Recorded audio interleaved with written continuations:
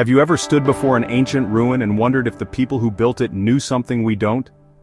We're often taught to see the past as a linear progression, a slow, steady climb from primitive beginnings to our current technological peak. But what if that's not the whole story?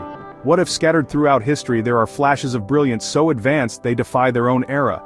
I'm not talking about just building pyramids, as monumental as that is, or inventing the wheel, achievements we can understand and trace. No, I mean the kind of lost technology that feels like a glitch in the historical timeline, the kind of artifact that leaves modern engineers and scientists scratching their heads in disbelief. These are the whispers of forgotten genius, the blueprints for inventions that shouldn't have existed. Welcome to Ancient Tech, secrets they took to the grave.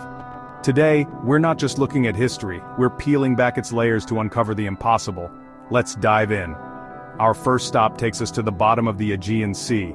In 1901, sponge divers exploring a Roman-era shipwreck off the coast of the Greek island of Antikythera made a startling discovery.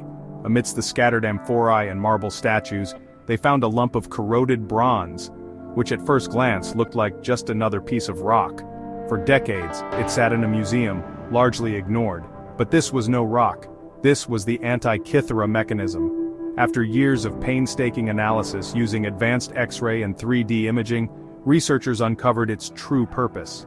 This shoebox-sized device was an astonishingly complex analog computer, dating back to the 2nd century BC. Inside its wooden case, a symphony of over 30 intricate, hand-cut bronze gears worked in perfect harmony. Imagine a clockmaker's dream but built 2,000 years ago. By turning a simple hand crank, the user could track the positions of the sun, the moon, and the 5 planets known to the ancient Greeks. It could predict solar and lunar eclipses with remarkable accuracy, and even indicated the timing of the 4-year cycle of the Olympic Games. The level of miniaturization and complexity is simply staggering. The gear trains use differential gearing, a concept that wasn't thought to have been invented until the 16th century. It represents a level of mechanical engineering that wouldn't be seen again on Earth for at least another 1,400 years. It's a ghost from a forgotten world of Greek genius, a world far more mechanically sophisticated than we ever imagined. From the sea to the heart of an empire. Have you ever marveled at the Pantheon in Rome with its colossal, unreinforced concrete dome, still the largest of its kind in the world after nearly 2 millennia? Or the aqueducts and harbors that have withstood centuries of earthquakes and crashing waves? Their secret lies in a material we thought we had perfected, concrete. But Roman concrete wasn't just strong, it was miraculous. For years we knew their recipe included lime and volcanic ash, particularly a type called. But the true genius was only recently discovered. Scientists studying ancient Roman seawalls found something incredible. When seawater seeps into tiny cracks in the concrete, it triggers a chemical reaction. The water dissolves components of the volcanic ash, allowing new, interlocking mineral crystals to grow, effectively filling the cracks and healing the structure. It's self-healing concrete. The longer it's exposed to the elements, the stronger it gets. Compare that to our modern Portland cement, which corrodes and weakens in salt water, crumbling within decades. The Romans also created this superior material in a more eco-friendly way, mixing it at much lower temperatures than our modern methods, which are responsible for about 8% of global CO2 emissions. So why did we lose this revolutionary recipe? With the fall of the Roman Empire, the complex trade networks that supplied the specific volcanic ash collapsed. The knowledge, likely a closely guarded trade secret, faded into obscurity, leaving future generations to literally reinvent the wheel, or in this case, the block. Now, let's journey to the arid coastal plains of Peru, where one of history's greatest artistic mysteries is etched into the very earth, the Nazca lines. These are not just a few drawings. This is a gallery spanning over 170 square miles. Hundreds of individual figures, ranging from geometric shapes and spirals to breathtakingly detailed depictions of animals. A hummingbird, a spider, a monkey, a whale. Some of these lines run perfectly straight for miles across the uneven desert floor. The method of creation is deceptively simple. The Nazca people removed the reddish-brown, iron oxide-coated pebbles that cover the desert surface to reveal the lighter-colored ground underneath. The dry, windless climate has preserved them for over 1,500 years. But were they made?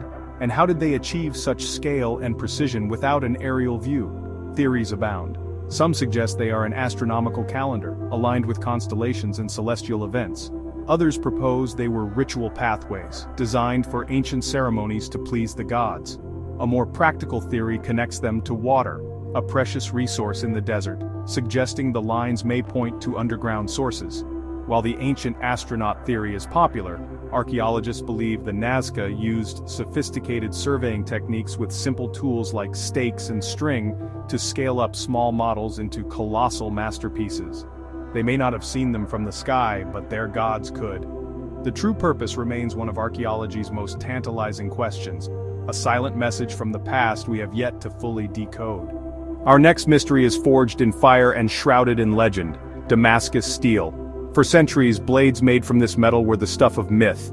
It was said a Damascus sword could cut a piece of silk falling upon its edge, or cleave through the barrel of a lesser sword without dulling. These weren't just weapons, they were works of art, distinguished by a beautiful watery pattern on the surface called damask. But their beauty was matched by their performance, an unrivaled combination of a razor-sharp edge and incredible resilience. For centuries, the recipe was a lost art.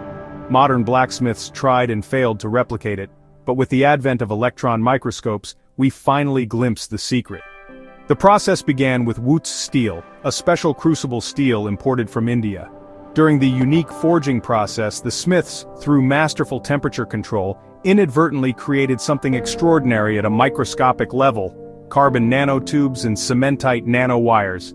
This is nanotechnology, happening in a medieval forge. These tiny structures gave the steel its legendary strength and flexibility.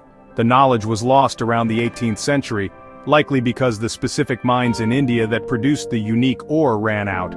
Without the right ingredients and with the secret techniques passed down only from master to apprentice, the recipe for true Damascus steel vanished from the world, leaving only the legendary blades behind.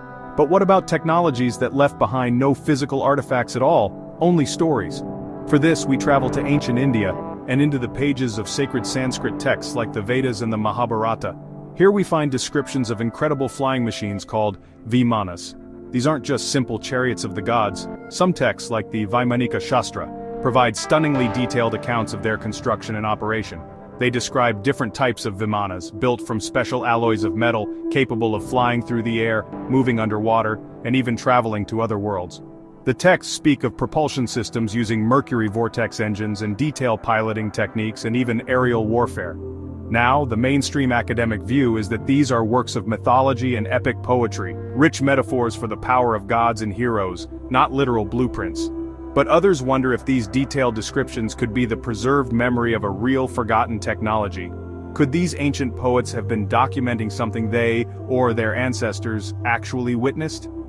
While we have no physical vimana to study, the stories themselves are a tantalizing, out-of-place artifact in the library of human history, challenging our assumptions about what was known and what was possible in the ancient world. Just when you think it can't get any stranger, we unearth an object that seems to rewrite the history of electricity. Discovered near Baghdad and dating back to the Parthian period around 2,000 years ago, it's known as the Baghdad Battery. The artifact itself is unassuming, a 5-inch tall terracotta jar. Inside is a copper cylinder, and within that, an iron rod was suspended, insulated by an asphalt plug at the top. What's so special about this? Well, if you fill the jar with an acidic liquid, like grape juice or vinegar, both readily available at the time, this simple setup produces an electrical current, a small but steady voltage of about 1 volt.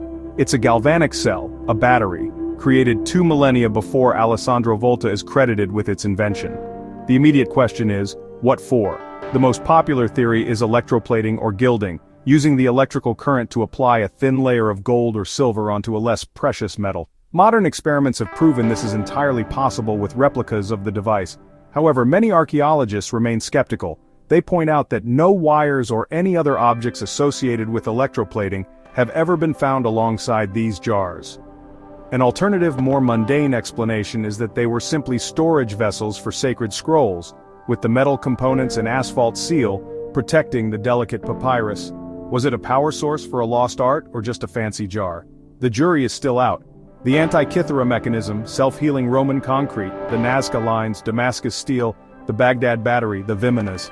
Each one is a testament to a forgotten branch on the tree of human ingenuity. So why did these incredible secrets disappear? The reasons are as complex as the technologies themselves.